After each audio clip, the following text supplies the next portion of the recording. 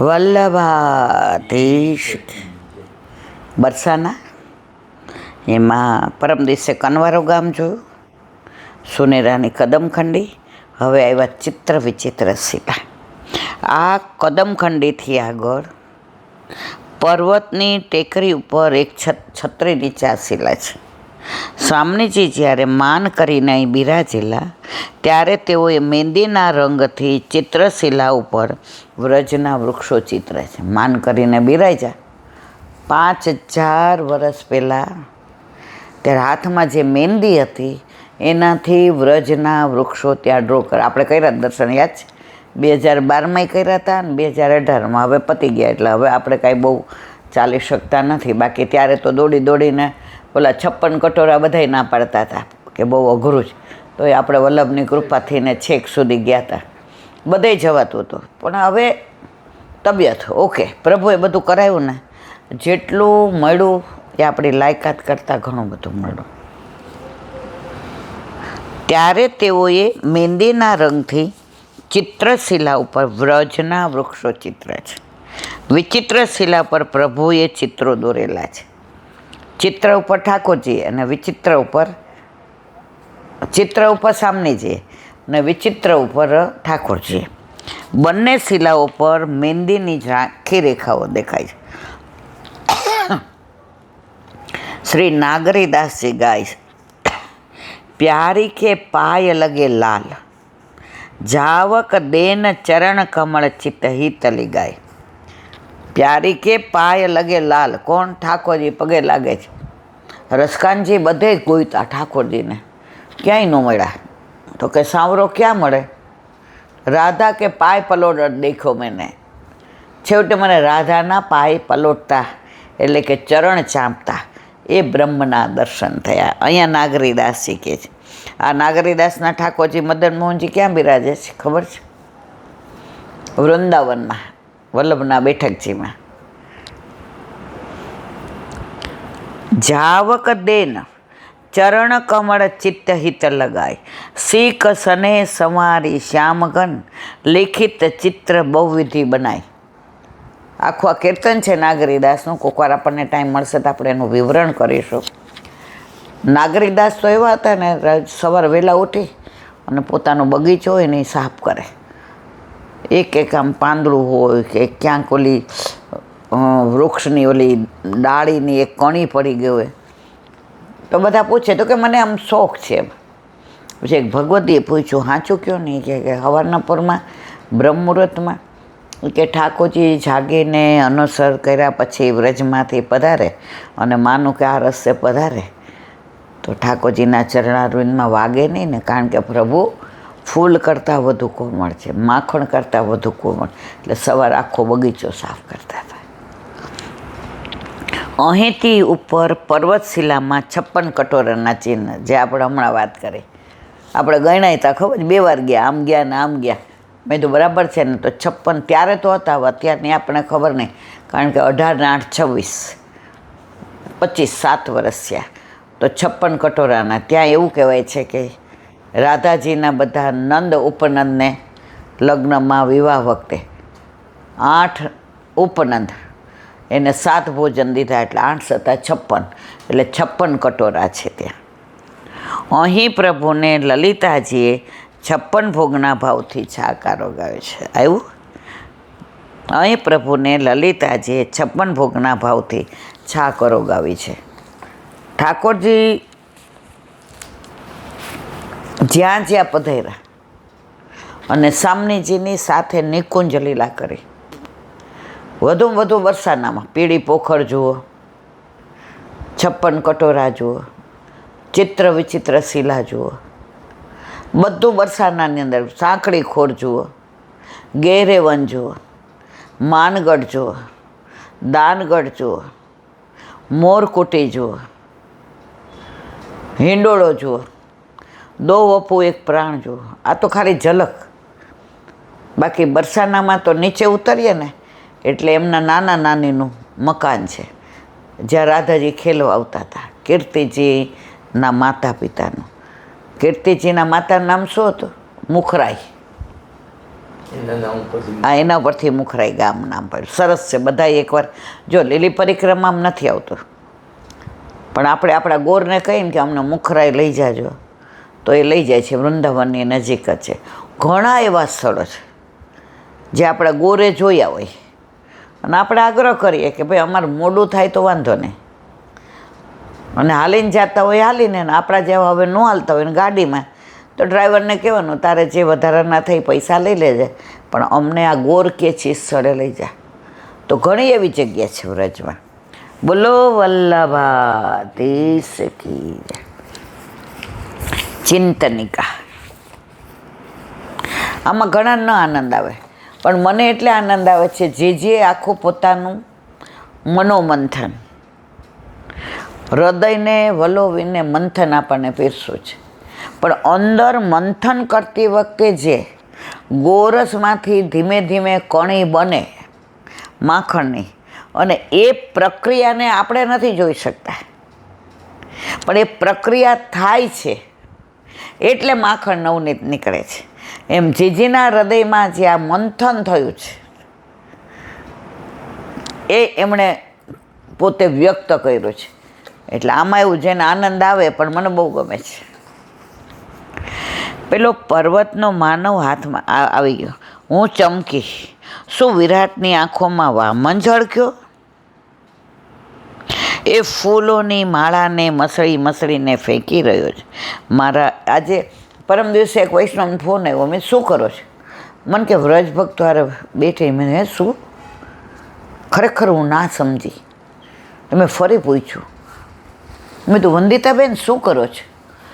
મને કે એલાબેન નું સાંભળ્યું? મેં કીધું ના. એ કે એટલે વ્રજ ભક્તોની હારે બેઠી છો. વ્રજ ભક્તો મારા હાથમાં છે. માળાજી કરતા હતા. ભગવતીઓના ભાવ તમે જુઓ.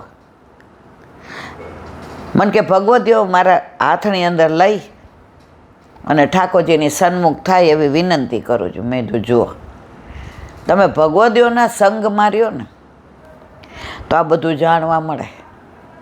બાકી એકલા રહ્યો, હા, પણ હરિરાયજી કે છે એકલા રહેવાનું, પણ દુસ્સંગમાં નહીં પડવાનું.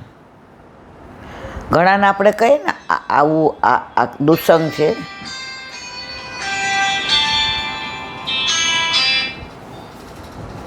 આ દુસ્સંગ છે, આ વંચકો દૂર રહેવાનું.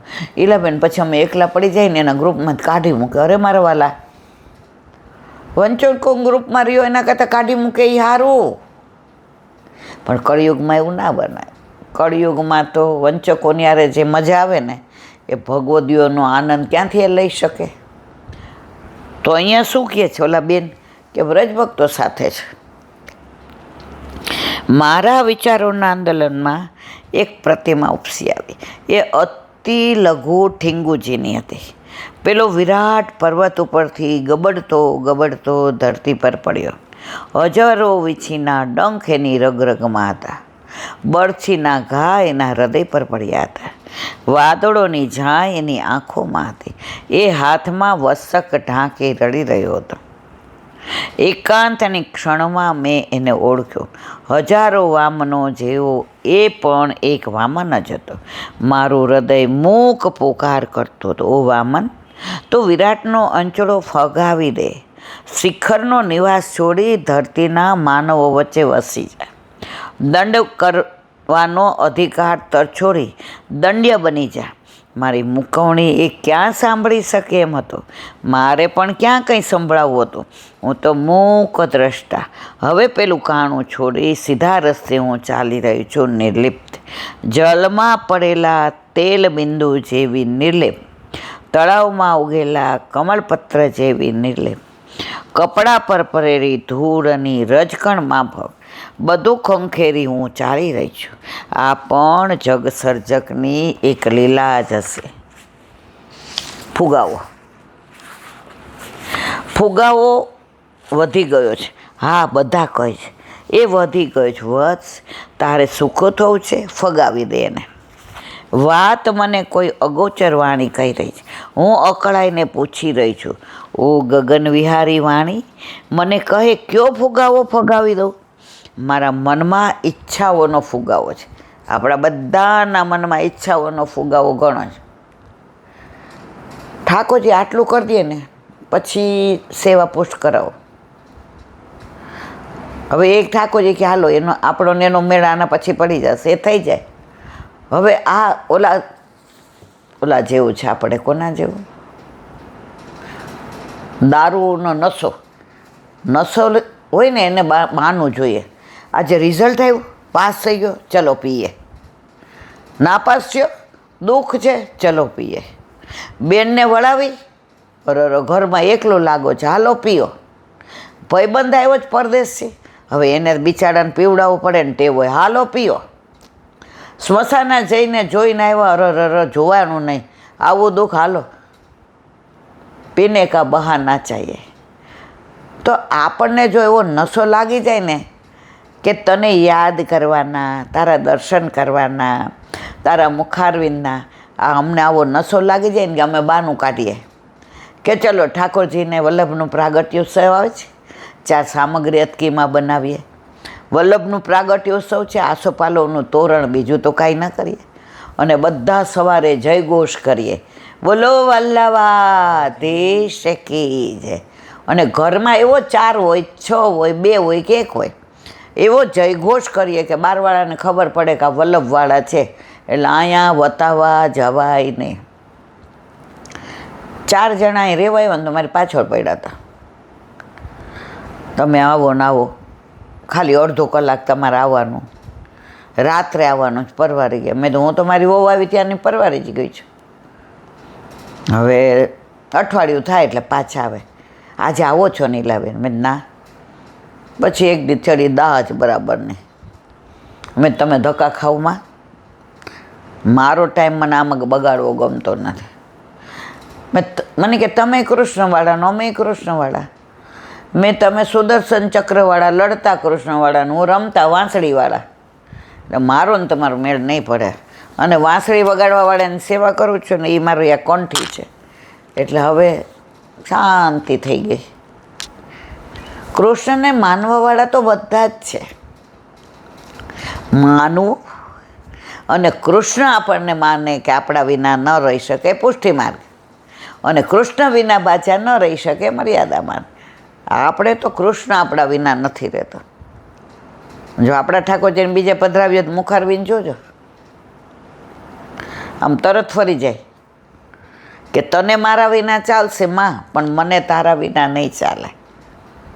અને એ જ્યારથી સમજાયું ને ત્યારથી તો જ્યાં જાય ત્યાં મારી બા કાયમ કહેતી, બચકામ ઘાલીને લઈ જવાનું ઠાકોરજીને, હાલ મારે ભેગો તગતગાવાનો. મેં કીધું તું તો ખરી જ.